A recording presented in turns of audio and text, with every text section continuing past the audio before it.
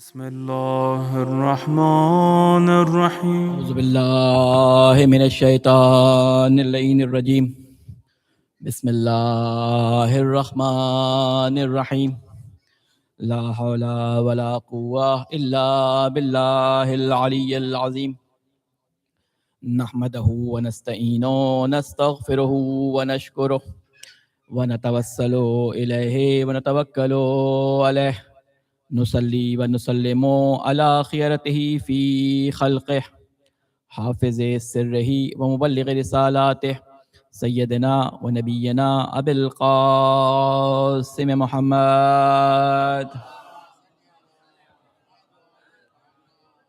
وعلی اہل بیتہ الطیبین الطاہرین المعصومین سیما بقیت اللہ فی العالمین. قال اللہ تعالی فی کتابہ المبین وقولہ الحق. اعوذ باللہ من الشیطان اللعین الرجیم. هو الذی ارسل رسولہ بالہدی ودین الحق لیظہرہ علی الدین کلہ وکفی باللہ شہیدا. صلوات بھیجیں محمد وعلی محمد. السلام علیکم ورحمۃ اللہ وبرکاتہ. عزاداران سید الشہداء، آپ جناب فاطمہ کی تمنا ہیں، آپ ثمرہ ہیں جناب زینب کی دعاؤں کا. اپنی قدر جانیے کہ آپ کو اللہ تعالیٰ نے یہ توفیق دی کہ آپ اس وقت فرش عزا پر موجود ہیں، کیونکہ اس فرش عزا پہ آنے کے لیے بہت سارے مراحل طے کرنے پڑتے ہیں. یہ احسان ہے کہ اللہ تعالیٰ نے ہمیں ہمارے آباء و اجداد کے ذریعے، ماں باپ کے ذریعے ان مراحل کو آسانی سے طے کرا دیا. بہت سارے لوگ دنیا کے اندر امام حسین علیہ السلام سے محبت کرنے والے ہیں. سوال یہ پیدا ہوتا ہے کہ ہم جو امام حسین علیہ السلام سے محبت کرنے والے ہیں، بعض دفعہ اپنے اندر یہ چیز دیکھتے ہیں کہ ہمیں اس محبت کی اہمیت کا اندازہ نہیں. بعض دفعہ انسان اپنے ہاتھ سے چیزیں اٹھاتا ہے، کھانا کھاتا ہے، چیزوں کو ادھر سے ادھر کرتا ہے، لیکن اس کی قدر اس کو اس وقت ہوتی ہے جب ہاتھ یا کٹ جاتا ہے یا کام کرنے سے معذور ہو جاتا ہے. یعنی ہاتھ کی قدر آپ اس سے پوچھیں کہ جس کا ہاتھ یا انگلیاں نہیں ہیں. آنکھ کی قدر آپ اس سے پوچھیں کہ جس نے اپنے پیدا ہونے والے بچے کو نہیں دیکھا، جو مادرزاد اندھا ہے، جس نے اپنے بچوں کی ہنسی اور کھلکھلاہٹ تو سنی لیکن ان کو دیکھا نہیں. تو آنکھ کی قدر اس سے پوچھ سکتے ہیں کہ جس کے پاس آنکھ نہیں ہے.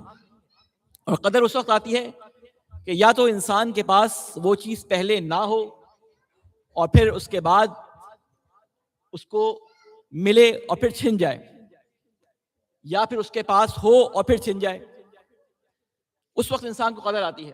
کیونکہ بعض دفعہ ہم ایک کام مسلسل کر رہے ہوتے ہیں، اس چیز کی اہمیت کا ہمیں اندازہ نہیں ہوتا. امام حسین علیہ السلام کی عزاداری بھی بالکل اسی طرح ہے کہ عزاداری جو ہمیں دوبارہ سے ایک طرح سے زندہ کرتی ہے، ہمارے نفوس کو زندہ کرتی ہے. امام حسین علیہ السلام کا ذکر ہمارے اندر ایک بیداری پیدا کرتا ہے. امام حسین علیہ السلام صرف ہمارے امام نہیں ہیں، امام لوگوں کے امام ہیں. ایک بہت بڑا مسیحی رائٹر ہے، آپ لوگوں نے اس کا نام سنا ہوگا، انتوان بارہ. یہ اصل میں شامی ہے لیکن کویت میں رہتا ہے. اس نے 7 سفر کربلا کے زیارت امام حسین کے لیے کیے ہیں، اور اس کے علاوہ 1 اربعین کا پیادہ نجف سے کربلا کا سفر کیا ہے. اس نے 2 کتابیں لکھی ہیں. مسیحی ہے لیکن شیعت پہ یہ تحقیق کرتا ہے. اس نے 2 کتابیں لکھی ہیں، ایک حضرت زینب سلام اللہ علیہا کے اوپر اور ایک امام حسین علیہ السلام پہ. وہ اپنی کتاب کے ٹائٹل کے بعد جب وہ آتا ہے نا ایک دیباچہ، تو وہاں پر وہ ایک گزارش کرتا ہے. اس گزارش کے اندر وہ یہ کہتا ہے کہ خدا را حسین کو اپنے تک محدود نہ کرو، حسین سب کے لیے ہیں. حسین کو اپنے ساتھ محدود نہ کرو، حسین سب کے لیے ہیں. اسی طرح ایک ہے شخص آغا ادریس حسینی، یہ اہل مغرب ہیں اور پہلے یہ عیسائی تھے اور پھر شیعہ ہو گئے. اور انہوں نے اپنی کتاب یا اپنے جو سوانح حیات لکھی اس میں انہوں نے لکھا، اس کا ٹائٹل یہ لکھا کہ لقد شیعانی الحسین، یعنی اس کا نام یہ ہے کہ مجھے حسین نے شیعہ کیا. یعنی کہنے کا مقصد یہ کہ امام حسین علیہ السلام کی قدر بعض دفعہ میں دیکھتا ہوں کہ ہم اس طرح سے قدر نہیں کرتے کہ جس طرح باہر والے امام حسین علیہ السلام کی قدر کرتے ہیں، کیونکہ ان کو ایک ایسی چیز مل جاتی ہے جو کسی خزانے سے کم نہیں ہے. لہٰذا یہ عزاداری، یہ مجالس، یہ تذکر کے لیے ہوتے ہیں. کل میں نے آپ کے سامنے عرض کیا تھا، یہ تذکر کے لیے ہوتی ہیں. یہ آپ کو یاد دہانی کرواتی ہیں کہ ہم کون ہیں، ہماری اہمیت کیا ہے، ہم کس جگہ بیٹھے ہیں. اس کے بعد خواجہ معین الدین چشتی کا میں ایک شعر آپ کے سامنے بیان کروں گا. وہ شعر کس مصداق کو بیان کر رہا ہے؟ وہ شعر امام حسین علیہ السلام کی پوری زندگی، پوری تحریک، پورے انقلاب کو نچوڑ کر ایک جگہ بیان کر رہا ہے. ہم کہتے ہیں نا کہ حسین علمدار توحید ہیں، ہم کہتے ہیں کہ حسین دین کی بقا ہیں، ہم کہتے ہیں کہ حسین علیہ السلام نے دین بچایا ہے، ہم حسین علیہ السلام کو محسن انسانیت مانتے ہیں. یہ سارے کے سارے لقب ہم حسین علیہ السلام کے لیے قائل ہیں، اور یہ ہمارے ائمہ علیہ السلام کی طرف سے امام حسین علیہ السلام کو دیے گئے ہیں. تو لہٰذا معین الدین چشتی صاحب نے ایک بڑا اچھا شعر کہا. وہ فرماتے ہیں کہ شاہ است حسین، بادشاہ است حسین، دی است حسین، دی پناہ است حسین، سرداد نہ داد دست در دست یزید، واللہ کے بنا لا الہ است حسین. اس شعر میں وہ کہتے ہیں کہ حسین بادشاہ ہیں، حسین مالک ہیں، حسین شاہ ہیں. اور اس کے بعد فرماتے ہیں کہ حسین صرف بادشاہ اور شاہ نہیں ہے، حسین تمام کا تمام دین ہے، حسین دین میں لوگوں کو پناہ دینے والے ہیں. اس کے بعد فرماتے ہیں کہ سر داد نہ داد، یہ بڑا امپورٹنٹ شعر ہے. کہتے ہیں کہ اپنا سر دے دیا انہوں نے، لیکن اپنا ہاتھ یزید کے ہاتھ میں نہیں لیا.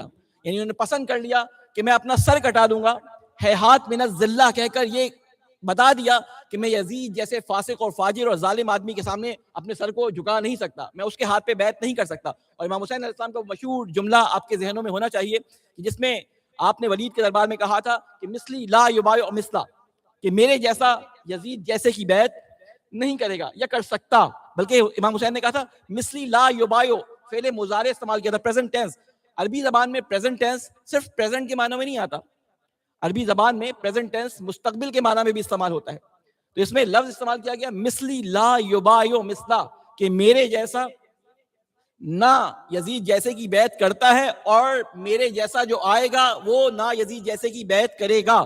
یعنی امام حسین علیہ السلام یہ نہیں بتا رہے کہ حسین یزید کی بیعت نہیں کرے گا، بلکہ کہہ رہے ہیں کہ جو بھی میری سیرت پہ چلے گا، جو بھی مجھے اپنا والی، اپنا امیر، اپنا امام مانتا ہوگا، وہ کبھی یزید جیسے کے ہاتھ پر بیعت نہیں کرے گا. یہ امام حسین علیہ السلام کا ایک پیغام تھا جو انہوں نے ولید کے دربار میں ہی لوگوں کے سامنے دے دیا تھا، یعنی اپنے موقف کا اعلان کر دیا تھا. اب یہ لوگوں کی سعادت بخشی، یا یوں کہہ لیں کہ لوگوں کی سعادت اور لوگوں کی بدبختی امام حسین علیہ السلام کے ساتھ جڑی ہوئی ہے. کسی کا خوش نصیب ہونا اور کسی کا بد نصیب ہونا یہ سمجھ کی بات ہوتی ہے. بعض دفعہ لوگ کہتے ہیں کہ یہ تم حسین حسین کے علاوہ بھی کچھ کرتے ہو. محرم میں ہمارے یہاں حسین حسین ماتم ہر جگہ نوحے ہوتے ہیں. تو اس نے مجھ سے پوچھا کہ حسین حسین کے علاوہ بھی کچھ کرتے ہو؟ میں نے کہا ہاں کرتے ہیں. کہتے کیا؟ بڑی خوشی سے اس نے کہا شاید حسین حسین کے علاوہ بھی کچھ کرتے ہیں. میں نے کہا ہاں کرتے ہیں. کہتے کیا؟ ہم کہتے ہیں علی علی کرتے ہیں ہم. تو کہنے لگا پھر کہتے علی علی ختم ہو جاتا ہے. میں نے کہا علی علی کبھی ختم نہیں ہوتا. تو بہرحال کہنے کا مقصد یہ کہ حسین دین کو بچانے والے اگر ہیں، یا یوں کہہ لیں کہ حسین اگر توحید کی بقا ہیں، یا حسین لوگوں کے لیے سعادت اور بدبختی کا معیار ہے، تو ہم یہ باتیں اپنی جیب سے نہیں کہتے. بعض دفعہ لوگ کہتے ہیں کہ آپ حسین سے محبت کرتے ہیں، آپ اپنے آپ کو حسین کا چاہنے والا کہتے ہیں، اسی لیے آپ نے بہت ساری حدیثیں نعوذ باللہ اپنی پسند سے بنا لی، نہ ان کا کوئی صلہ ملتا ہے، نہ کوئی ان کا کوئی پیچھے ماخذ یا سورس ہے. آپ اپنی طرف سے بہت ساری باتیں بیان کر دیتے ہیں. آپ کے ممبر سے ایسی باتیں بیان ہوتی ہیں کہ نہ اس کا تعلق کوئی تاریخ سے ہوتا ہے، کم مطالعہ ہے تو میں کیا کر سکتا ہوں، نہ اس کا تعلق کوئی رسول خدا سے ہوتا ہے. تو میں نے یہ ابھی تازہ مجھ سے کسی نے انٹرنیٹ پہ یہ بات، کسی نے مجھ سے یہ سوال کیا تھا کہ امام حسین علیہ السلام کی ٹھیک ہے رسول کے نواسے ہونے کی لحاظ سے ہم بھی عزت کرتے ہیں، آپ بھی عزت کرتے ہیں، لیکن آپ تو امام حسین علیہ السلام کو حق و باطل کا معیار بنا لیتے ہیں.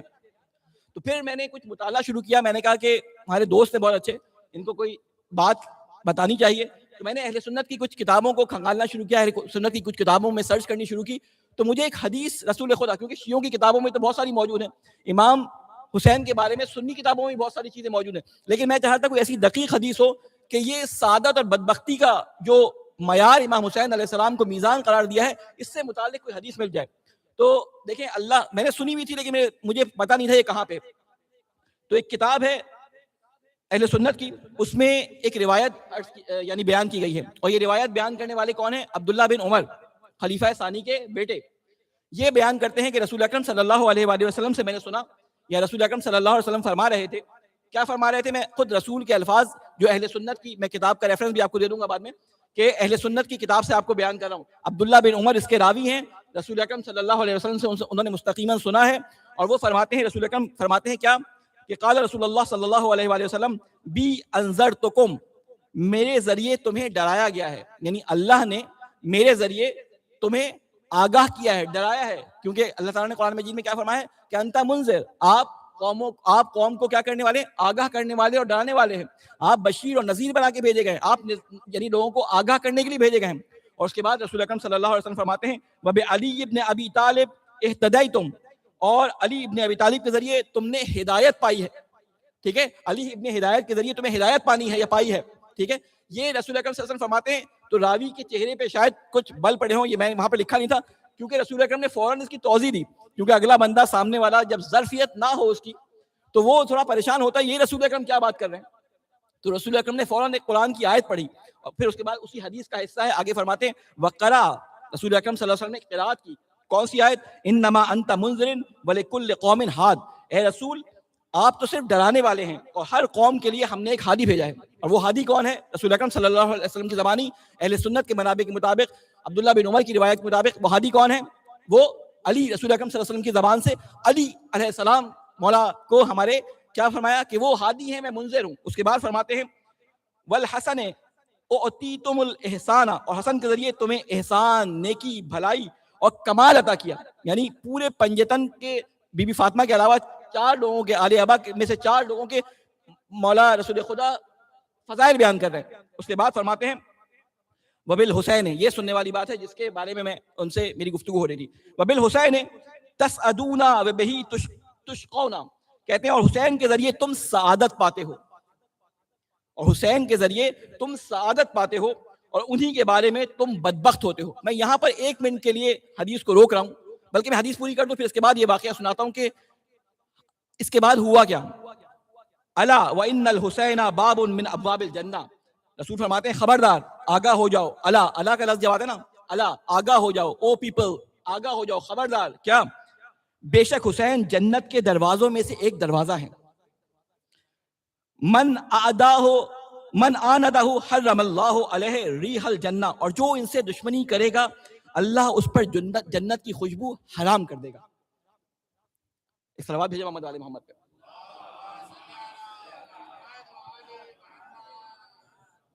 بیان کرنے والے راوی، کتاب کا نام ہے غایت المرام، ٹھیک ہے، اس کی جلد نمبر، اس کی صفحہ نمبر 235 پہ باب نمبر 20 میں یہ روایت موجود ہے۔ کسی نے سرچ کرنا ہو، اب انٹرنیٹ کا زمانہ ہے، اس کو آپ فوراً سرچ کر سکتے ہیں۔ یہ مولانا نے کہیں ڈنڈی تو نہیں ماری، ترجمہ بھی اب تو آسانی سے ہو جاتا ہے ہر زبان میں، جس زبان میں آپ چاہیں کر کے دیکھ لیے، عربی عبارت آپ کو مل جائے گی وہاں پہ۔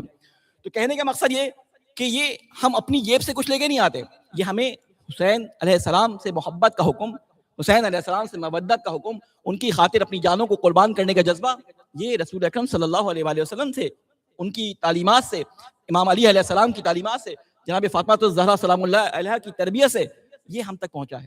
اس لیے ہم کوشش یہ کرتے ہیں کہ ہم انہی لوگوں کی طرح اپنے آپ کو بنائیں کہ جنہیں امام نے اپنا شیعہ کہا ہے، جنہیں امام نے اپنا شیعہ کہا ہے۔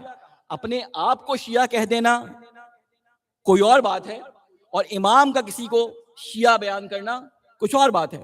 تو ہمیں دیکھنا پڑے گا کہ امام علیہ السلام نے شیعہ کی تعریف کیا بتائی ہے۔ انشاءاللہ کبھی آگے موقع ملے گا، آپ لوگ سب سن چکے ہیں، بزرگان اس بات کو اچھی طرح جانتے ہیں، پند مقرر کے لیے ان کے سامنے یہ باتیں عرض کر رہا ہوں۔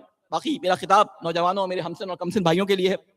تو امام حسین علیہ السلام کے بارے میں ہم نے جان لیا کہ امام حسین معیار ہیں جنت اور دوزخ، بدبختی اور سعادت۔ یہ کیوں بیان کیا جا رہا ہے؟ ہم کہیں کہ اس سے پہلے تو مولا علی علیہ السلام کے بارے میں رسول خدا صلی اللہ علیہ وآلہ وسلم نے یہ بات بیان فرمائی تھی کہ علی تم میزان ہو، تم حق اور باطل کے درمیان میزان ہو. پھر یہ فرمایا تھا کہ علی تم جس طرف ہوتے ہو، ٹھیک ہے، اس طرف حق کو مڑنے کا اللہ تعالیٰ نے حکم دیا ہے کہ جس طرف حق مڑے اس طرف، جس طرف علی مڑے اس طرف مڑ جانا، یا یوں کہا کہ جس طرف علی ہو اسی طرف حق ہے. یہ ساری حدیثیں مولا علی کے بارے میں تھی. یہ امام حسین علیہ السلام کے بارے میں جو حدیث ہے، یہ حدیث کس طرح سے ایک دوسرے سے ہم میچ کریں گے. تو میں ایک بات بتاؤں کہ رسول اکرم صلی اللہ علیہ وآلہ وسلم، ایک صلوات بھیجے محمد علی محمد،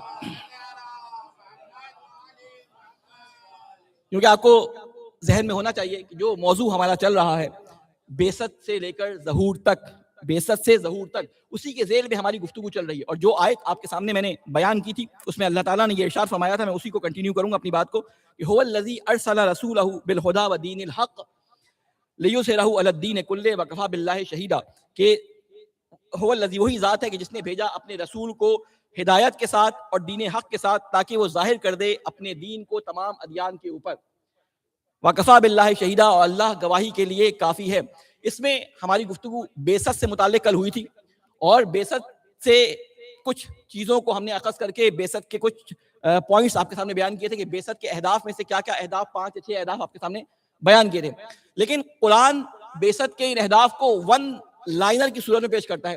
یعنی پہلے ایک ایک نبی کا قصہ بیان کرتا ہے کہ ادریس نے آ کے کیا کہا، نوح نے آ کے کیا کہا، موسیٰ نے آ کے کیا کہا، ابراہیم نے آ کے کیا کہا، اس کے بعد ہود نے آ کے کیا کہا. مختلف انبیاء علیہ السلام کے قول نقل کرتا ہے، اور اس قول نقل کرنے کے بعد رسول اکرم صلی اللہ علیہ وسلم کا قول نقل کرتا ہے، اور پھر اس کے بعد ایک کلی بیان دے دیتا ہے.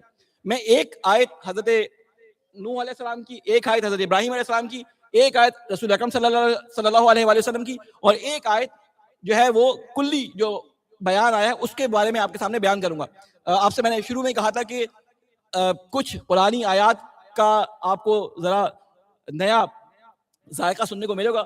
میں نے کل بات کرتے کرتے ٹائم دیکھا تو ٹائم بہت کم تھا، اس لیے بات چھوڑ دی کہ کل ہمارے کل جو میں نے ذکر کیا تھا کہ ایک عالم، جب محرم سے پہلے میٹنگ ہو رہی تھی، ایک عالم نے یہ لوگوں کو جو وہاں بیٹھے تھے اور علماء حضرات جو بیٹھے تھے ان سے یہ کہا تھا کہ اب ہمیں اپنے ڈسکورس میں تھوڑا سا اضافہ کرنا پڑے گا. اور وہ اضافہ یہ کرنا ہے کہ جس طرح ہمارے بچے کو آیت مودت، آیت مباہلہ اور مختلف آیات اچھی طرح سے یاد ہیں، کچھ اور آیات بھی ہونی چاہیے کہ جو اس کے ذہنوں میں ہونی چاہیے. تو اس کے لیے زیادہ سے زیادہ قرآن مجید کے مختلف پہلوؤں کو، مختلف آیتوں کو جو ہدایت سے متعلق ہو سکتی ہیں ان کو زیادہ سے زیادہ بیان کیا جائے، قرآن کی طرف رغبت دلائی جائے. کیونکہ میرا موضوع ہی قرآن ہے، اس لیے میرا تو گفتگو عموماً قرآن محور ہی ہوتی ہے. تو اس لیے میں آپ کے سامنے کچھ آیات زیادہ اگر پڑھوں تو پریشان نہیں ہوئے گا، اور دل میں کوئی ایسا بھاری پن یا بوجھل پن محسوس نہیں کریے گا. ٹھیک ہے نا؟ ایک صلوات بھیجیں محمد والے محمد پہ. اللہ تعالیٰ حضرت نوح علیہ السلام کے بارے میں فرماتا ہے کہ لقد ارسلنا نوحا الی قومہ انی لکم نذیر مبین، کہ ہم نے بے شک بھیجا نوح کو ان کی قوم کی طرف. انی لکم، انہوں نے کیا فرمایا؟ میں تمہارے لیے ایک نذیر مبین، ایک واضح طور پہ ڈرانے والا یا آگاہ کرنے والا ہوں. اس کے بعد ان لا تعبدوا، ان کا حکم بتایا، ان لا تعبدوا الا اللہ، کہ تم عبادت نہیں کرو سوائے اللہ کے. ہر نبی کا پیغام یہ تھا، یعنی کیا؟ کہ تم اللہ کے علاوہ کسی کی عبادت نہ کرو، یعنی توحید. ہم امام حسین علیہ السلام سے چل رہے ہیں، اور ہم نے یہ سارا مقصد جو اپنی گفتگو کا رکھا ہے وہ بعثت سے ظہور رکھا ہے، اس لیے کہ یہ بعثت سے ظہور پورا کا پورا یہ ریولوشن جو بعثت انبیاء کی بعثت سے شروع ہوا اور امام مہدی تک جائے گا، وہ سب ایک ہی چیز کے لیے کوشش کر رہا ہے، اور وہ کیا ہے؟ وہ توحید، اللہ کی عبادت، اللہ کے سوا کسی کی عبادت نہ کرنا. حضرت نوح علیہ السلام کیونکہ پہلی شریعت ان پہ آئی، ان کا میں نے آپ کے سامنے ذکر کیا. اس کے بعد اللہ تعالیٰ فرماتا ہے کہ رسول اکرم صلی اللہ علیہ وسلم سے، وما ارسلنا من قبل کا، اور نہیں بھیجا ہم نے آپ سے پہلے، رسولاً، کوئی ایک بھی رسول، الا نوحی الیہ، مگر یہ کہ ہم نے اس کی طرف یہ وحی کی کہ لا الہ الا، کہ نہیں ہے کوئی معبود، الا انا فاعبدوا، سوائے اللہ کے، انا فاعبدونی، اور میں اسی کی عبادت کرتا ہوں. ٹھیک ہے نا؟ تو ہر نبی کا پیغام کیا تھا؟ ون لائنر کی صورت میں، کہ اللہ کے علاوہ کسی کو معبود نہ مانو، اللہ کے علاوہ کسی کے سامنے سجدہ نہ کرو، اللہ کے علاوہ کسی کو رب نہ مانو. یہ ہر نبی کا تھا. اور پھر آخر میں اللہ تعالیٰ نے تمام انبیاء کا ایک ہدف بیان کر دیا کہ تمہارے سامنے تو صرف آدم، نوح اور اس کا ہم نے قصہ بیان کر دیا. فرماتا ہے کہ وَلَقَدْ بَعَثْنَا فِي كُلِّ أُمَّةٍ، ہم نے مبعوث کیے تمام امتوں میں رسول. ہر قوم میں ایک رسول آیا ہے نا، ہم نے مبعوث کیے، ہم نے بھیجے، ہم نے ان کو ایک ڈیوٹی دی، تمام امتوں کے اندر کوئی نہ کوئی رسول بھیجا، ہم نے اپنا رسالت کا پیغام لے جانے والا بھیجا. اس نے کیا کیا؟ ان اعبدوا اللہ واجتنبوا الطاغوت. اس نے یہ حکم دیا لوگوں کو کہ اللہ کی عبادت کرو، صرف اللہ کی عبادت کرو، یہ کہ تم عبادت کرو اللہ کی. واجتنبوا الطاغوت، اور طاغوت سے، سرکش سے، شیطان سے، ظالم سے اجتناب کرو.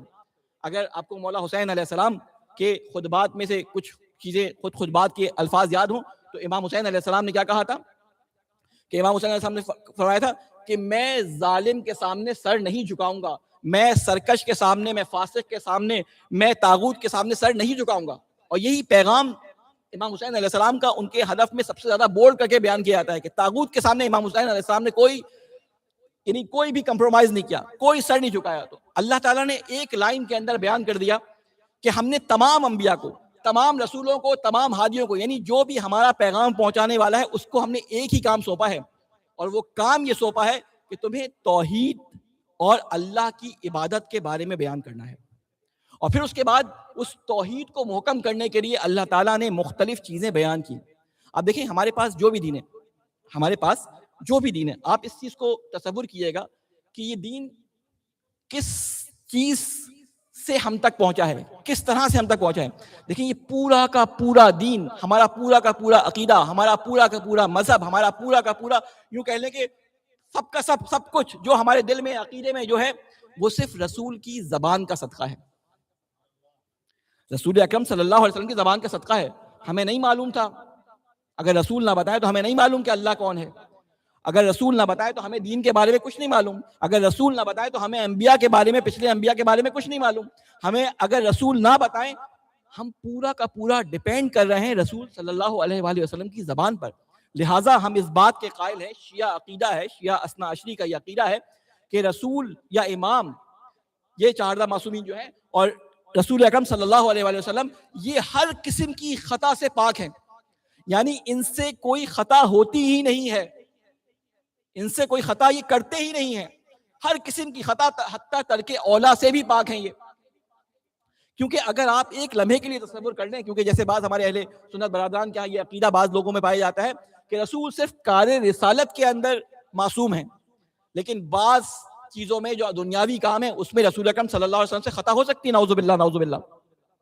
اور بعض جگہ ان کے ہاں یہ اس طرح کی روایات ملتی ہیں کہ رسول نے کسی کو کچھ اگانے کے لیے کہا، اس میں پھل نہیں آیا، وہ خراب ہو گیا، تو رسول نے کہا تم مجھ سے زیادہ کھیتی باڑی کے بارے میں جانتے ہو، ٹھیک ہے، تو تم اپنے تجربے کے حساب سے کیا کرو، ان چیزوں میں میری بات نہ سنا کرو. نعوذ باللہ یعنی مجھے تو اس بات کو سن کے بھی کچھ اور پڑھ کے بھی کچھ اپنی زبان سے کچھ ہو رہا ہے. ایک صلوات بھیجے محمد والے محمد پہ. اور رسول کی زبان ہے، رسول کی جو صداقت ہے، اللہ تعالیٰ نے، دیکھیں انبیاء علیہ السلام کے بارے میں ملتا ہے کہ بعض انبیاء کو اللہ تعالیٰ نے ان کے بچپنے میں نبوت دے دی ہے. آپ حضرت یحییٰ علیہ السلام کے بارے میں قرآن مجید کے اندر پڑھتے ہیں کہ ہم نے یحییٰ کو بچپن میں حکمت و نبوت دے دی. حضرت عیسیٰ علیہ السلام کے بارے میں پڑھتے ہیں کہ گہوارے میں 5 یا 6 دن یا 3 دن جو بھی اس مدت رہی ہوگی، یعنی بچپن میں پنگوڑے کے اندر، اپنی ماں کی گود کے اندر، انہوں نے اپنی ماں کی عصمت پہ گواہی دینے کے لیے کیا کہا تھا؟ انی عبداللہ آتانی الکتاب، میں اللہ کا بندہ ہوں، ٹھیک ہے، اور کتاب لے کے آیا ہوں. کہنے کا مقصد یہ کہ اللہ تعالیٰ نے نبوت بچوں کو، یعنی چھوٹے بچے جو عمر کے ہوتے ہیں، حتیٰ کہ گود کے بچے کو بھی اللہ تعالیٰ نے نبوت کا ذکر قرآن میں کر کے بتا دیا کہ یہ پاسبل ہے. لیکن ہم یہ دیکھتے ہیں کہ رسول اکرم صلی اللہ علیہ وآلہ وسلم اپنی نبوت کا اظہار 40 سال تک نہیں کر رہے. کیونکہ علماء اس کا جواب دیتے ہیں، علماء کہتے ہیں کہ کیونکہ ان انبیاء کو معلوم تھا کہ ہم اپنی کوششوں کے بعد جس حد تک پہنچیں گے، اگر اس میں کوئی کمی رہ گئی تو بعد میں آنے والا ہے جو اس کو سدھار دے گا. بعد میں شریعت آئے گی، وہ اس بگاڑ کو صحیح کر دے گی. رسول اکرم صلی اللہ علیہ وسلم نے آنا تھا، اور ہر کتاب میں، چاہے وہ توریت ہو، چاہے وہ زبور ہو، چاہے وہ انجیل ہو، رسول اکرم صلی اللہ علیہ وآلہ وسلم کے آنے کی پیشن گوئی موجود تھی. تو اب سوال یہ پیدا ہوتا ہے کہ رسول اکرم صلی اللہ علیہ وسلم نے 40 سال محنت کی، 40 سال لوگوں میں اپنی صداقت کا، اپنی امانت داری کا لوہا منوایا. ان لوگوں سے جو جھوٹے تھے ان میں اپنے آپ کو صادق کہلوایا. ان لوگوں سے جو چور اور ڈکیت اور لوگوں کے قافلے لوٹ لیا کرتے تھے، ان سے اپنے آپ کو امین کہلوایا. اور 40 سال کی محنت کے بعد رسول اکرم صلی اللہ علیہ وسلم نے ایک جملہ کہا. ایک جملہ کہنے کے لیے رسول اکرم نے 40 سال محنت کی ہے. اور وہ جملہ کیا تھا؟ کسی کو معلوم ہے؟ وہ جملہ یہ تھا کہ جب کوہ ابو قبیس پہ کھڑے ہوئے اور اس کے اوپر جانے کے بعد لوگوں کو جمع کیا تو لوگوں نے پوچھا محمد کیا بات ہے، کیونکہ عموماً جب پہاڑ پہ کھڑے ہو کے آواز دی جاتی تھی اس زمانے میں یہ رواج تھا، کوئی پہاڑ پہ کھڑے ہو کے کوئی آواز دیتا تھا، کوئی بہت بڑا حادثہ یا کوئی لشکر حملہ آور ہوتا تھا یا مکے کے اوپر کسی سیلاب کی یا کسی بارش کا یا کسی چیز کا پیشن گوئی ہوتی تھی یا کوئی اطلاع دینی ہوتی تھی تو پہاڑ پہ کھڑے ہوتے تھے امپورٹنٹ اطلاع دینے کے لیے. اب انہوں نے جب جمع کیا تو سارے لوگ جمع ہو گئے. اس وقت رسول اکرم صلی اللہ علیہ وسلم نے مشہور، آپ کو سارا خطبہ یاد ہوگا، کہ بولا کہ اگر میں کہوں کہ اس پہاڑ کے پیچھے فوج ہے تو تم یقین کرو گے؟ تو نے کہا ہاں ہم آپ کی بات پہ یقین رکھتے ہیں. وہ ساری باتیں پوری رسول اکرم نے جب کر لی اور ان سے اقرار لے لیا تو رسول اکرم صلی اللہ علیہ وسلم نے فرمایا کہ قولوا لا الہ الا اللہ تفلحوا. یہ تفلحوا اس روایت میں نہیں ہے لیکن مقصد یہی تھا، کیونکہ امام رضا علیہ السلام نے اس کو مکمل کر دیا بعد میں، قولوا لا الہ الا اللہ تفلحوا. ٹھیک ہے، تو رسول اکرم نے کیا فرمایا؟ قولوا لا الہ الا اللہ، کہو کہ اللہ ایک ہے. یہاں پہ عام لوگوں کو بات سمجھ نہیں آئی، لیکن جو سرداران مکہ تھے وہ کھٹک گئے کہ اگر اللہ کو ایک مان لیا تو ہمارے ان خداؤں کا کیا ہوگا جو ہم نے وہ یرغمال بنا کے رکھے ہوئے کعبے کے اندر لوگوں کے. آپ کو معلوم ہے نا کعبے کے اندر بتوں کو یرغمال بنا کے رکھا ہوا تھا. مکہ والے، آپ جب پڑھتے ہیں کہ لإلاف قریش الاف رحلت الشتاء والصیف، کہ یہ قریش والے گرمیوں اور سردیوں میں اپنے قافلے لے کے جاتے تھے. اس زمانے میں تو قافلے لٹ جایا کرتے تھے، لیکن قریش سے قافلہ نہیں لٹتا تھا. اس کی وجہ کیا تھی؟ اس کی وجہ یہ تھی کہ ہر علاقے کا ایک بت انہوں نے اپنے پاس کعبے میں رکھا ہوا تھا. اگر ہمیں کچھ ہوا تو اس کے بت کو اٹھا کے پھینک دیں گے. ایک طرح سے گروگان، ایک طرح سے یرغمال بنایا ہوا تھا. بہرحال تو کہنے کا مقصد یہ کہ اللہ تعالیٰ کے رسول نے وہاں پر کیا بیان کیا کہ فلاح پا جاؤ گے. بالکل اسی طرح 40 سال تک رسول اکرم نے جو محنت کی تھی اس کا نتیجہ آپ لوگوں کے سامنے. رسول اکرم صلی اللہ علیہ وسلم کی زندگی جو ہے آپ کے سامنے ہے کہ کس طرح مصیبتیں آئیں، کس طرح پرابلمز آئیں. لیکن آپ نے جب مدینہ میں منتقلی کی، ہجرت کی، تو مدینہ میں جب امام حسین علیہ السلام کی پیدائش ہوئی اور امام حسین علیہ السلام اور امام حسن علیہ السلام اور بی بی زینب سلام اللہ علیہا یعنی جناب فاطمہ کے بچے جب بڑے ہوئے، میں بہت سارے کاموں کو چھوڑ رہا ہوں، میں صرف فوکس کیونکہ میں امام حسین علیہ السلام کی طرف ہے تو اس کی طرف آپ کو ذکر کر رہا ہوں کہ امام حسین علیہ السلام کے بارے میں رسول اکرم صلی اللہ علیہ وآلہ وسلم کی احادیث کثرت سے ہمیں ملتی ہیں، کثرت سے ملتی ہیں. اور ان احادیث میں ہمیں ملتا ہے کہ حسین کی عظمت کیا ہے، حسین جوانان جنت ہیں، حسین جو ہے اور حسنین جو ہیں وہ اگر کھڑے ہوں تب بھی امام ہیں، جو بیٹھے ہوں تب بھی امام ہیں، حسین مجھ سے ہے، میں حسین سے ہوں، حسین میرے جگر کا ٹکڑا ہے. یہ ساری فراوان حدیثیں آپ نے بھی سنی ہوئی ہیں، اہل سنت نے بھی سنی ہوئی ہیں.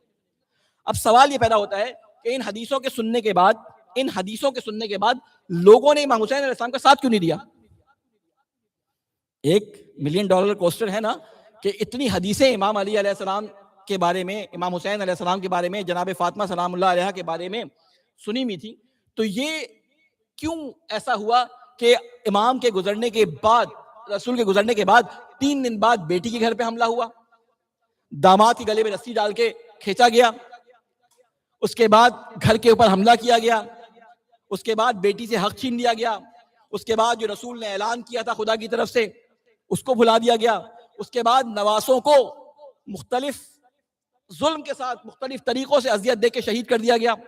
تو یہ ہوا کیا؟ تو اس کو اگر آپ ائمہ علیہ السلام کے کلام میں یا خود نہج البلاغہ میں یا علماء علیہ السلام نے جو ائمہ علیہ السلام کی احادیث سے اس کو اخذ کر کے بیان کیا، میں اس کا خلاصہ آپ کے سامنے بیان کر دوں کہ بعض دفعہ ہوتا یہ ہے کہ انسان اپنی ظرفیت کے مطابق کسی سے کچھ لیتا ہے.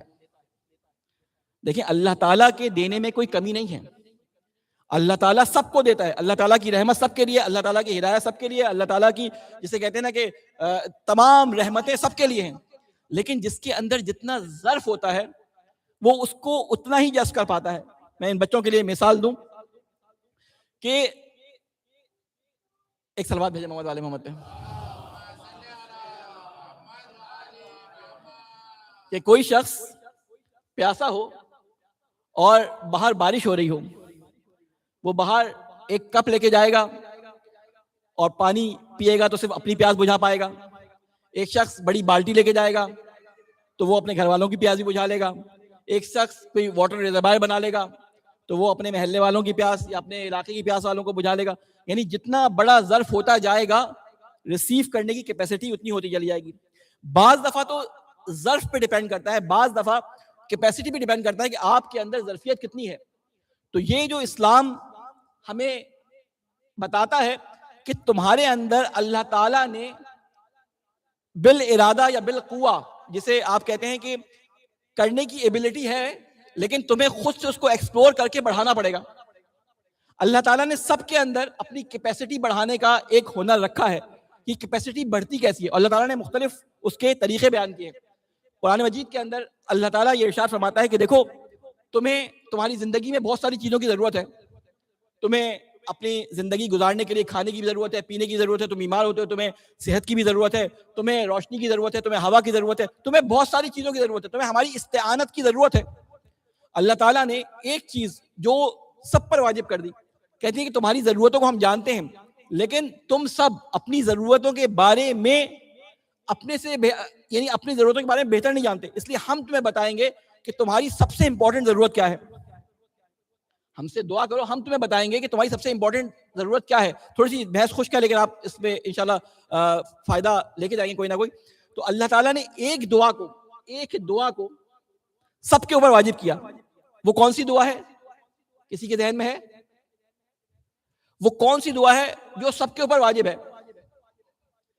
چاہے گلی میں کھڑا ہونے والا ایک ٹھیلا لگانے والا ہو اس پہ بھی واجب ہے, چاہے مسجد کا پیش نماز ہو اس پہ بھی واجب ہے, کوئی مفتی ہو اس پہ بھی واجب ہے, صرف ان پہ نہیں, کوئی آیت اللہ ہو اس پہ بھی واجب ہے, کوئی ولی ہو اس پہ بھی واجب ہے,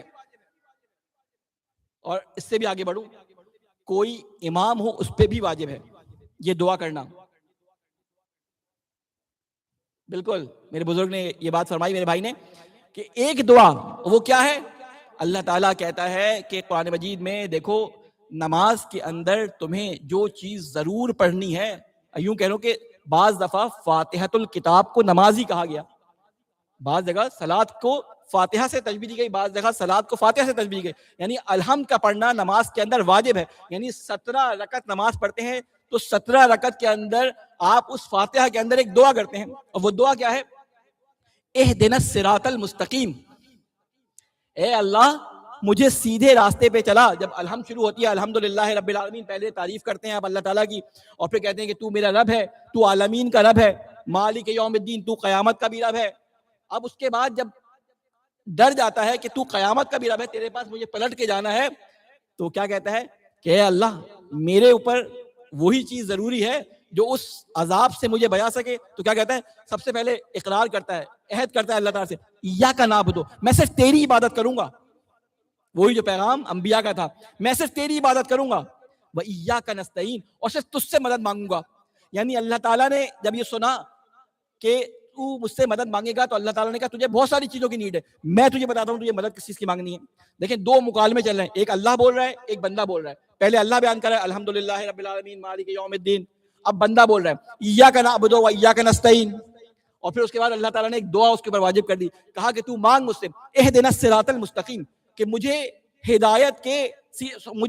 صراط مستقیم کی طرف ہدایت دے. یہ دعا رسول پہ بھی واجب ہے, امام پہ بھی واجب ہے, ہر انسان پہ واجب ہے یہ دعا. اس کا مطلب ہے کہ ہدایت مانگنے والی چیز ہے, خود سے نہیں آتی. اس کا مطلب ہے کہ ہدایت مانگنے والی چیز ہے, خود سے نہیں آتی.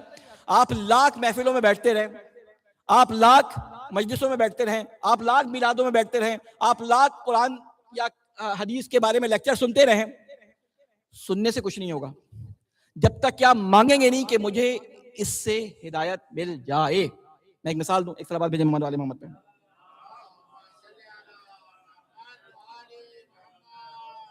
دیکھیں ہدایت کوئی ایسی چیز نہیں ہے کہ جو ایک دفعہ آ جائے تو وہ آپ کے پاس ٹھہر جائے. علم اور ہدایت کو بعض لوگ مکس کر دیتے ہیں کہ اس نے بہت زیادہ مطالعہ کر لیا, اس نے اتنی ساری سورہ یاد کر لی, اس نے قرآن مجید کا ترجمہ پڑھ لیا, یہ بہت ہدایت پا گیا. فلاں صاحب ہیں, مثال کے طور پہ عابد بھائی ہیں, رضا بھائی ہیں, حسین بھائی ہیں, کیا انہوں نے تو بہت ساری کتابیں پڑھی ہوئی ہیں, بڑا علم ہے, بڑی انہوں نے ہدایت مل گئی ان کو. تو اس کو اللہ تعالیٰ نے قرآن مجید میں واضح کر دیا. دیکھیں کہیں پہ ہدایت اور علم ایک ہی معنی میں بیان ہوئے, لیکن اس جگہ پہ اہدنا الصراط المستقیمہ میں اللہ تعالیٰ ایک خاص وجہ سے بیان فرما رہا ہے. کہتے ہیں علم وہ ہوتا ہے کہ جب آپ کے پاس آ جاتا ہے تو اس میں مسلسل اضافہ ہوتا ہے. علم آپ نے کسی بچے کو 2+2 سکھا دیا, اب وہ جب 2+2 4 سیکھ لے گا تو اس کے بعد وہ مائنس بھی سیکھ لے گا, ملٹیپلائی بھی سیکھ لے گا, ڈیوائڈ بھی سیکھ لے گا, وہ آگے بڑھے گا. علم آپ کے پاس آ گیا, اب اس میں آپ آگے بڑھیں گے. لیکن ہدایت ایسی نہیں ہے, آپ کو آج ایک بات سمجھ آ گئی, آپ کو ہدایت ملی تھوڑی دیر بعد وہ ہدایت چلی جائے گی. علم بڑھتا ہے لیکن ہدایت بڑھتی نہیں ہے. اگر آپ اس کو دوبارہ نہ مانگے تو یہ گھٹتی چلی جاتی ہے. اللہ تعالیٰ نے کہا تمہیں اپنے روز مرہ کے معمول میں 5 دفعہ ضرورت ہے ہدایت کی. یعنی دن کے جو اوقات ہیں ان کو اگر 5 نمازوں میں تقسیم کیا جائے تو 5 دفعہ انسان کو ضرورت ہے ہدایت مانگنے کی کہ اے اللہ فجر کے وقت میں تجھ سے دعا مانگتا ہوں کہ اہدنا الصراط المستقیم، مجھے سیدھے راستے کی طرف ہدایت دے. تو اللہ تعالیٰ آپ کو ہدایت دے گا کہ آپ ظہر تک اپنا وقت اللہ کی ہدایت کے مطابق گزاریں. آپ کہیں کہ یہاں پہ مجھے اللہ نے ہدایت نہیں دی، کہاں سے دی؟ آپ زبانی باتیں کیوں کر رہے ہیں؟ پھر ظہر کے وقت آپ اہدنا الصراط المستقیمہ کہیں گے تو اللہ تعالیٰ آپ کو ظہر سے عصر تک کے وقت کے لیے ہدایت دے گا. اگر آپ نے پھر ہدایت نہیں مانگی تو ہدایت چلی گئی آپ سے. یہ رسول کو بھی حکم ہوا ہے، دیکھیں ہدایت مانگو مجھ سے، علم بھی مانگو، ہدایت بھی مانگو. اس کے بعد ظہر سے عصر، عصر سے مغرب اور مغرب سے عشاء. تو اللہ تعالیٰ نے کہا بھائی لوگوں نے کہا ہدایت کہاں ہے؟ تو اللہ تعالیٰ نے کہا یہ جو میں نے کہا نا اہدنا الصراط المستقیم، تو میں نے تمہیں پیاسا نہیں چھوڑا. اس اہدنا الصراط المستقیم کے جواب میں اللہ تعالیٰ نے پورا قرآن نازل کر دیا.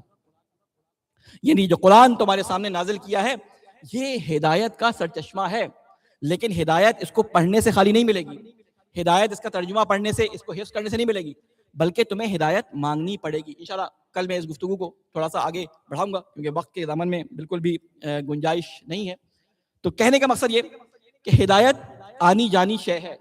ہدایت ایسی چیز نہیں ہے کہ آپ کو آج ہدایت مل گئی تو آپ کہیں کہ مجھے تو الحمدللہ ہدایت مل گئی ہے، اب میرے خاندان والوں کو بھی مل جائے.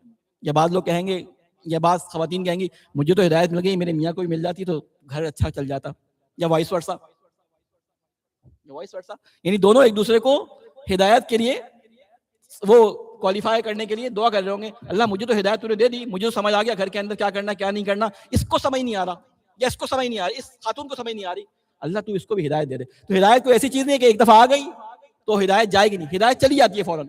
اس لیے اللہ تعالیٰ نے 2 نمازوں کے بیچ میں امتحان کرنے کے لیے کہ تمہیں ہدایت ملی ہے یا نہیں ملی فرما دیا کہ اگر تم یہ چاہتے ہو کہ دیکھو کہ تمہاری نماز اللہ کی بارگاہ میں قبول ہوئی ہے یا نہیں ہوئی تو یہ دیکھو کہ تم نے فجر سے لے کے ظہر تک کوئی ایسا کام تو انجام نہیں دیا جو اللہ کی مخالفت میں تھا. کوئی ایسا کام تو نہیں کیا جس میں اللہ نے حکم دیا تھا کہ یہ کام نہ کرو اور تم نے کہا کہ چلو ابھی کر لیتا ہوں بعد میں نہیں کروں گا. صبح فجر کی نماز پڑھ کے ہدایت مانگ کے گئے، آفس میں کسی نے کہا، آفیسر نے یا مینیجر نے، دیکھو کوئی فون آیا تو کہہ دینا نہیں ہوں میں میٹنگ میں ہوں. فون آیا آپ نے کہا وہ کہہ رہے ہیں کہ میٹنگ میں ہوں، ٹھیک ہے نا. یا دیکھو فائل پھنسی ہوئی ہے یار، وہ اس کی فائل اوپر کر دو، میرا رشتہ دار ہے. تو جب آپ ظہر کی نماز پڑھنے جائیں گے تو یہ بات آپ کو کلک کرے گی کہ اللہ سے میں نے ہدایت مانگی تھی، اللہ نے کہا کہ حق کو کسی حقدار سے ہٹانا ظلم ہے اور تم ظلم کر کے آئے ہو. اس کا مطلب ہے کہ تم نے نماز میں جو مانگی تھی، جو ہدایت ملی تھی، تم نے اس پہ عمل نہیں کیا. تو لہٰذا 5 وقت اللہ تعالیٰ سے ہدایت مانگنا ضروری ہے. ایک صلوات بھیجے محمد والے محمد پہ. اب یہی جو جواب میں نے سوال کیا تھا اس کا جواب آج ممکن نہیں ہو سکا کہ مولا علی علیہ السلام اور امام حسین علیہ السلام دونوں کے بارے میں ایک ہی طرح کی روایت ملتی ہے. تو ہم اس کو کیسے جمع کریں گے؟ انشاءاللہ کوشش کروں گا کل اس بات کو آپ کے سامنے بیان کروں. بس کہنے کے لیے آخری بات جو میرے پاس ہے وہ یہ کہ ہم جو رسول اکرم صلی اللہ علیہ وآلہ وسلم کو اور قرآن کو اور کتاب کو یا مولا علی علیہ السلام کو ہدایت کہتے ہیں تو یہ کیوں کہتے ہیں؟ خود اللہ تعالیٰ نے رسول کو ہدایت کا سرچشمہ قرار دیا، خود اللہ تعالیٰ نے قرآن کو ہدایت کا سرچشمہ قرار دیا. پھر اس کے بعد رسول جب اس دنیا سے جا رہے تھے تو اللہ تعالیٰ کے رسول نے ہمارے پاس 2 چیزیں چھوڑی، اور وہ چیزیں کیا تھی کہ انی تارک فیکم الثقلین کتاب اللہ و عطرتی، کہ میں تمہارے درمیان 2 چیزیں چھوڑ رہا ہوں. یعنی یہ کتاب موجود رہے گی لیکن میں تمہارے درمیان سے چلا جاؤں گا، اس لیے کتاب کے بعد میری جگہ پہ میرے اہل بیت، میری عطرت تمہارے لیے اس کتاب کا ایکویلنٹ ہوگی. وہ ثقل اکبر ہے قرآن، یہ ثقل اصغر ہے. وہ لکھا ہوا قرآن ہے، یہ بولتا ہوا قرآن ہے. لہٰذا اسی حدیث کی تابعیت میں ہم کہتے ہیں کہ مولا علی علیہ السلام ہمارے لیے ہدایت، جناب فاطمہ سلام اللہ علیہ ہمارے لیے ہدایت، جناب حسن ہمارے لیے ہدایت، جناب حسین ہمارے لیے ہدایت. لیکن ہدایت کے اتنے سارے چشمے ہونے کے باوجود وہی جس کو اللہ تعالیٰ نے خاتم النبیین بنایا تھا آخر میں یہ کہہ گیا کہ ان الحسین مصباح الہدی و سفینۃ النجات. یعنی ہدایت تو علی سے بھی ملے گی، ہدایت تو رسول سے بھی ملے گی، ہدایت تو فاطمہ الزہرا سے بھی ملے گی، ہدایت تو حسن سے بھی ملے گی، لیکن حسین سے جو ہدایت ملے گی وہ بہت تیز ہوگی. کسی سے امام صادق علیہ السلام سے سوال کیا کسی نے کہ آپ سب نجات کی کشتی ہیں, یہ امام حسین علیہ السلام کو کیوں اتنی فوقیت حاصل ہے؟ تو کہا کہ ہم سب نجات کی کشتی ہیں لیکن حسین کی کشتی بہت سری ہے. رسول خدا نے 23 سال اصحاب تیار کیے, لیکن بعد میں وہی اصحاب ان کے بیٹے امام حسین علیہ السلام کے ساتھ جنگ میں آ گئے, مولا علی علیہ السلام کے خلاف جنگ میں کھڑے ہو گئے. امام علی علیہ السلام نے محنت کی, کچھ ہی لوگوں کو, میثم و مقداد و ابو ذر کو ہی اچھا اپنا صحابی بنا سکے. کئی سال لگائے مولا علی نے, کئی سال لگائے رسول نے, لیکن حسین کے پاس وقت نہیں تھا. حسین کے پاس وقت بہت تھوڑا تھا. حسین نے بہت تھوڑے وقت میں ایسے اصحاب تیار کر دیے کہ بعد میں مولا خود فرماتے ہیں کہ جیسے اصحاب اللہ نے مجھے دیے ایسے اصحاب نہ میرے بابا کو ملے نہ میرے نانا کو ملے. اگر شخصیتی لحاظ سے دیکھیں تو یہ کوئی خاص رتبے کے مالک لوگ نہیں تھے. یعنی ہو سکتا ہے کہ کوئی اپنے علاقے کا سردار ہو, تو ہو سکتا ہے کوئی کسان ہو سکتا ہے کہ کوئی ایک چرواہا ہو وہب کلبی کی طرح, اور ہو سکتا ہے کہ کوئی حبشی غلام ہو جون کی طرح. تو کہنے کا مقصد یہ کہ ان کی شخصیت ذاتی شخصیت سے بات نہیں ہو رہی, ان کے اس جوش, اس خلوص, اس ولولے, اس معرفت سے بات ہو رہی ہے جس کے بنا پر امام حسین علیہ السلام یہ کہہ رہے ہیں کہ جیسے اصحاب مجھے ملے ویسے اصحاب نہ میرے بابا کو ملے نہ میرے نانا رسول خدا صلی اللہ علیہ وسلم کو ملے. دیکھیں اصحاب تو بہت تھے, رسول کے بھی بہت تھے, امام کے بھی بہت تھے, اور امام حسین علیہ السلام کے اصحاب بھی بہت تھے.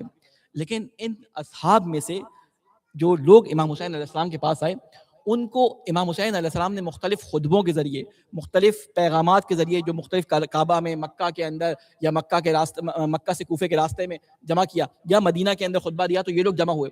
لیکن انہی اصحاب میں سے ایک صحابی ایسا تھا کہ جس کو امام حسین علیہ السلام نے خط لکھ کے بلایا,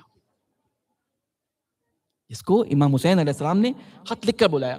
یہ کوئی عام شخصیت نہیں تھے. حضرت حبیب ابن مظاہر جن کے ہم نے آج مصائب پڑھنے ہیں, یہ کوئی عام شخصیت نہیں تھے, بلکہ حبیب کے بارے میں یہ ملتا ہے کہ جب امام حسین علیہ السلام کربلا کے میدان کی طرف جا رہے تھے, یعنی کربلا کی طرف بڑھ رہے تھے, کوفہ کی طرف, تو راستے میں امام حسین علیہ السلام نے کچھ پرچم تقسیم کیے, جو پرچم ان کے پاس تھے جنگ کے لیے وہ تقسیم کیے. ایک پرچم بچ گیا. امام سے کسی نے کہا یہ پرچم مجھے دے دیں, تو اس نے, امام نے جواب دیا کہ نہیں, اس کا لینے والا آئے گا. یہ کاروان آہستہ آہستہ چلتا ہوا کربلا پہنچ گیا. 2 محرم کو جب یہ کربلا پہنچا تو 4 محرم کے بعد سے, 6 محرم کے بعد سے فوجیں آنا شروع ہوئیں. ہر روز فوجوں کی ٹاپوں کی جو دھمک ہوتی تھی, بی بی زینب اور بچے دہل جاتے تھے. رسول اکرم کے نواسے کے پاس بی بی زینب آئی, اے میرے نانا کے محب, اے میرے نانا کے نواسے, اے میرے نانا کے جگر کے ٹکڑے, یہ بتا کہ یہ جو فوجیں آ رہی ہیں, دشمن کے مددگار آ رہے ہیں, کیا تیرا بھی کوئی مددگار آئے گا؟ امام حسین علیہ السلام خاموش ہوئے اور کہا ہاں زینب, ہمارا مددگار بھی آئے گا. امام حسین علیہ السلام نے حبیب کو خط لکھا, اور اس خط میں جو جملہ لکھا وہ حبیب کے لیے بہت کافی ہے. امام فرماتے ہیں کہ من الحسین ابن علی ابن ابی طالب الی الرجل الفقی حبیب ابن مظاہر, کہ یہ خط حسین ابن علی کی طرف سے رجل فقی حبیب ابن مظاہر کی طرف ہے. اور اس میں امام حسین علیہ السلام نے اپنی غربت کے بارے میں 2 لائنیں بیان کی, اور اس میں امام حسین بیان کرتے ہیں اما بعد یا حبیب, کہ اے حبیب, فإنک تعلم قرابتنا من رسول اللہ, کہ تمہیں ہماری اللہ کے رسول کے ساتھ قرابت پتہ ہے. وانت عارف بنا من غیرک, اور تم دوسروں کی نسبت اس سے زیادہ جانتے ہو کہ ہم اللہ کے رسول کے کتنے نزدیک تھے. اس کے بعد امام فرماتے ہیں کہ ہم دشمنوں میں گھر گئے ہیں, اگر ہو سکے تو ہماری مدد کو آؤ, ہو سکے تو ہماری مدد کو آؤ. میں کہوں گا کہ دوست جو ہے نا وہ ایسا ہونا چاہیے کہ مشکل وقت میں آپ کی مدد کرے. ایک حدیث کا جملہ ہے کہ الصدیق فی الضیق, صدیق کہتے ہیں دوست کو, ضیق کہتے ہیں مشکل کو, کہتے ہیں الصدیق فی الضیق, کہ مشکل میں دوست کو پہچانو کہ دوست ہوتا کیسا ہے. یہ رسول اکرم صلی اللہ علیہ وسلم فرماتے ہیں کہ اگر دوست بناؤ تو اس میں یہ 3 خصوصیات ضرور دیکھو. ایک خصوصیات یہ کہ وہ تمہارا رازدار ہو. حبیب ابن مظاہر کے بارے میں ابھی تفصیل نہیں ہے بیان کرنے کا وقت, کہ وہ تمہارا رازدار ہو. دوسری کوالٹی اس دوست کے اندر یہ ہونی چاہیے کہ تمہاری غیبت میں اگر کوئی تمہاری برائی کرے تو یہ تمہارا دفاع کرے. اور تیسری کوالٹی امام رسول بتاتے ہیں کہ تیسری کوالٹی یہ ہے کہ جب مشکل وقت آئے تو وہ تمہارا ساتھ دے. جب مشکل وقت آئے تو وہ تمہارا ساتھ دے. کمیل جعفری کا ایک بڑا اچھا شعر ہے کہ ایک ہو دوست حبیب ابن مظاہر جیسا، بے تکلف جسے مقتل میں بلایا جائے. اور اس کے جواب میں وہ کہتے ہیں کہ ایک شبیر کے جیسا ہو بلانے والا، سر مقتل بھی بلائے جو تو آیا جائے. حبیب ابن مظاہر کو جب یہ خط ملا نا تو کھانا کھا رہے تھے، دروازے پہ دستک ہوئی، پوچھا کون؟ کہا انا برید الحسین، میں حسین کا نامہ بر ہوں. حبیب نے نوالا چھوڑ دیا، اٹھ کے دروازے پہ گئے، حسین کا خط لیا، آنے والے قاصد کے قدم چومے کہ حسین کے پاس سے آ رہا ہے، اور قدم جب چومے اس کو مہمان گاہ میں ٹھہرایا، خط کھولا، خط کا مفہوم بیوی کو بتایا کہ حسین کا خط آیا ہے کہ اے حبیب ہم دشمنوں میں گھر گئے ہیں، ہماری مدد کو آؤ. بیوی نے کہا کہ پھر ارادے کیا ہیں؟ کہا کہ میں سوچتا ہوں کہ تیرا کیا ہوگا. بیوی کے ہاتھ سے نوالا چھوٹ گیا. کہا حبیب ہم خاک پھانک کے جی لیں گے، تمہیں رسول کا نواسا بلائے اور تم یہ سوچو کہ ہمارا کیا ہوگا. اگر تم نہیں جا سکتے تو میں جاتی ہوں. ایسی بیویاں ہمیں چاہیے جو امام کی مدد کے لیے اپنے شوہروں کو تیار کریں. حبیب نے کہا مومنہ میں تو تیرا امتحان لے رہا تھا. حبیب نے اپنے غلام کو کہا کہ کوفے کے حالات صحیح نہیں ہیں، تو گھوڑے کو شہر کے باہر دروازے پر لے جا ایک مقام پر، میں آتا ہوں. حبیب چلے ہیں چھپتے چھپاتے. ایک جگہ ان کی ملاقات ہوئی بازار کے اندر مسلم بن اوسجہ سے. مسلم بن اوسجہ نے پوچھا کہ حبیب کہاں جاتے ہو؟ کہا کہ حسین کا خط آیا ہے. مسلم ہنا خرید رہے تھے، ہنا وہیں چھوڑی. کہا کہ اب یہ داڑھی حسین کے ساتھ خون میں تر ہوگی، خون میں خضاب ہوگی. حبیب چلے، جانے میں کوئی دیر ہو گئی. کیا دیکھتے ہیں کہ غلام کھڑا ہے اور گھوڑا اپنی ٹاپیں مسلسل بے چینی سے زمین پہ مار رہا ہے، اور غلام اس سے کہہ رہا ہے اے گھوڑے تو پریشان نہ ہو، اگر حبیب نہیں آئے تو میں تجھ پہ سوار ہو کے مولا کی مدد کے لیے جاؤں گا. یہ باتیں سننی تھی کہ حبیب کی آنکھوں میں آنسو آ گئے. کہنے لگے ہائے رے غربت حسین کہ کیا وقت آ گیا کہ غلام مدد پہ جانے کے لیے تڑپ رہے ہیں. حبیب غلام کے پاس آئے، کہا کہ میں تجھے آزاد کرتا ہوں، آج سے تو آزاد ہے. غلام نے ہاتھ جوڑ دیے. اے حبیب جب تک ہم تیرے ساتھ تھے وفا کا وقت ہم نے نبھایا، آسانی میں ہم نے تیرا ساتھ دیا، لیکن اب جب مشکل کا وقت آیا، امام کی نصرت کا وقت آیا، تو ہمیں چھوڑ رہا ہے. میں چاہتا ہوں کہ میں تیرے ساتھ چلوں اور حسین پہ اپنی جان قربان کر دوں. حبیب نے کہا اے اللہ کے بندے، میں نے تجھے آزاد کیا، چل تو حسین کی مدد کے لیے میرے ساتھ چل. دونوں بیٹھ کر امام حسین علیہ السلام کی طرف چلے. اب جو کربلا کے اندر دور خاک اٹھتی ہوئی نظر آئی، مولا حسین علیہ السلام کے اصحاب نے کہا شاید کہیں حملہ نہ ہو جائے. امام حسین علیہ السلام نے کہا نہیں، حملہ نہیں ہو رہا، ارے آنے والا میرا دوست ہے، بڑھ کر اس کا استقبال کرو. ادھر سے اکبر بڑھے، ادھر سے حضرت عباس بڑھے. جب آگے بڑھے تو اللہ اکبر کی آوازیں گونجنے لگی. یہ آوازیں جب بیویوں کے خیمے میں پہنچی، بی بی زینب سمجھی حملہ ہو گیا. ارے فضہ سے کہتی ہے ارے فضہ جا کے دیکھو کہیں دشمن نے حملہ تو نہیں کر دیا. ارے فضہ باہر آئی، کیا دیکھا کہ حسین حبیب کے گلے میں مائیں ڈال کے کھڑے ہیں، حبیب کو مرحبا یا حبیب کہہ کر گلے سے لگایا ہوا ہے. ارے جب حبیب کو دیکھا، جا کر زینب کو اطلاع دی کہ بھائی کے بچپن کا دوست حبیب آیا ہے. ارے جب یہ زینب نے سنا اور پہلی دفعہ ان حالات میں زینب کے چہرے پہ مسکراہٹ آئی، یہ کہا فضہ حبیب سے جا کے کہے کہ زہرا کی بیٹی تجھے سلام کہتی ہے. ارے فضہ حبیب کے پاس آئی. ارے امام حسین کو دیکھا، امام حسین کے کان میں کچھ کہا، امام نے کہا تو خود کہہ دے.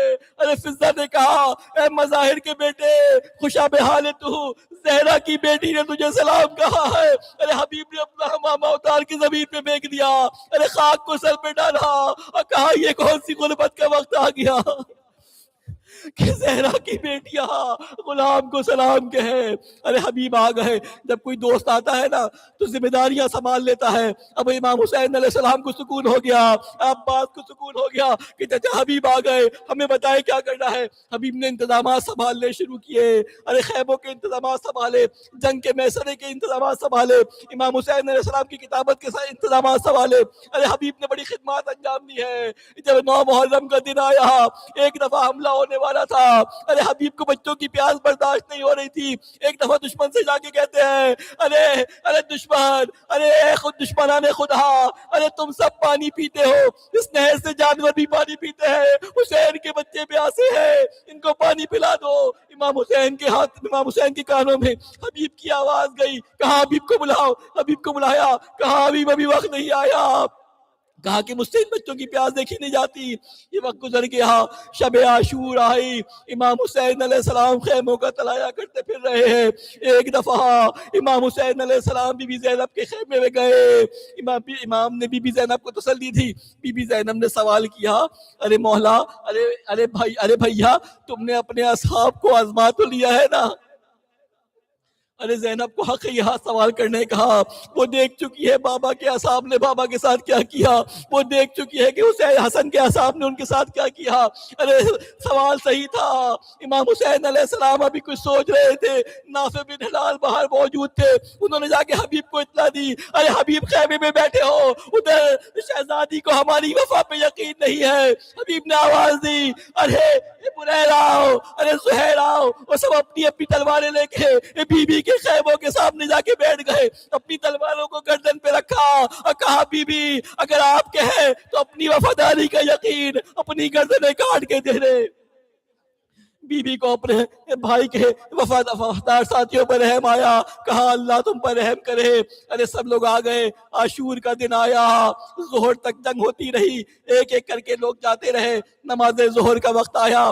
امام کے صحابی سیداوی نام ہے، ابو سمامہ سیداوی امام کے پاس آئے. کہا ہمیں معلوم ہے کہ ہمیں شہید ہونا ہے، ہمیں معلوم ہے کہ ہمارا خون اس کربلا کی ریت میں بہے گا، لیکن ہم چاہتے ہیں کہ آخری دفعہ آپ کے پیچھے ظہر کی نماز پڑھ لیں.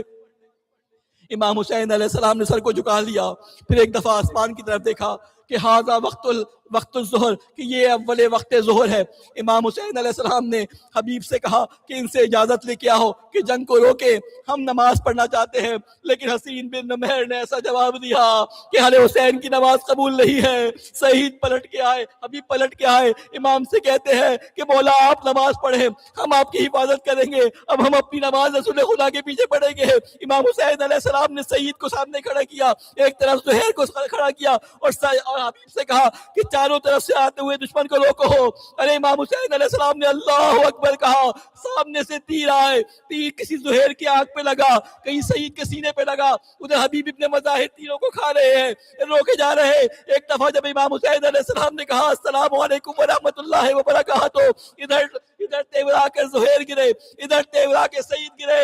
ارے جب امام حسین سرانے پہنچے، سعید نے کہا کہ مجھے حبیب سے بات کرنی ہے. حبیب خود زخمی تھے. حبیب کو بلایا گیا اور کہا کہ حبیب میرے بعد اس حسین کو اکیلا نہ چھوڑنا.